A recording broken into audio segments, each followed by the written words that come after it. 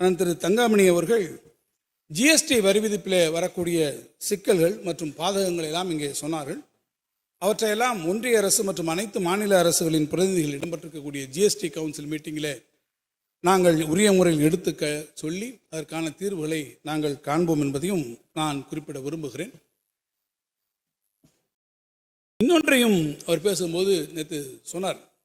அவர் கடைசியாக பேசும்போது முடிச்சுட்டு போகும்போது அவர் சொல்லிட்டு போனீங்க, திட்டத்தை அறிவித்திருக்கிறீர்கள், அடுத்த 2 ஆண்டுகளில் 20 லட்சம் கல்லூரி மாணவர்களுக்கு கைக்கணினி அல்லது மடிக்கணினி வழங்கப்படும் என்று சொல்லியிருக்கிறீர்கள். அதற்காக 2000 கோடி ரூபாய் இந்த நிதியாண்டிலே ஒதுக்கி இருக்கிறது. இதை வைத்து கூட்டி கணக்கு, ஒரு கூட்டல் கணக்கு போட்டு பார்த்தால் ஒரு லேப்டாப்பிற்கு 10,000 ரூபாய் தான் அது வருகிறது. இந்த 10,000 ரூபாயில் எத்தகைய ஒரு தரமான கணினியை வழங்க முடியும் என்று அவர்கள் ஒரு மனக்கணக்கை போட்டு இங்கே அவர்கள் பேசினார்கள்.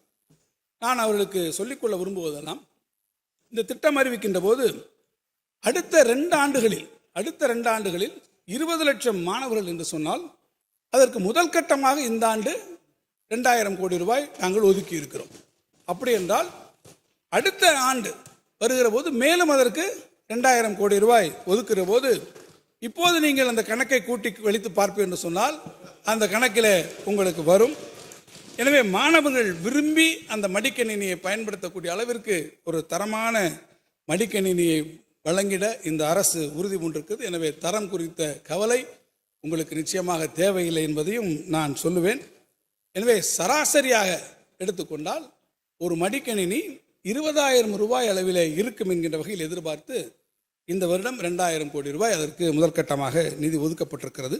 பாதகம் செய்பவரை கண்டால் நாம் பயம் கொள்ளலாகாது பாப்பா, மோதி மிதித்து விடு பாப்பா, அவர் முகத்தில் உமிழ்ந்து விடு பாப்பா.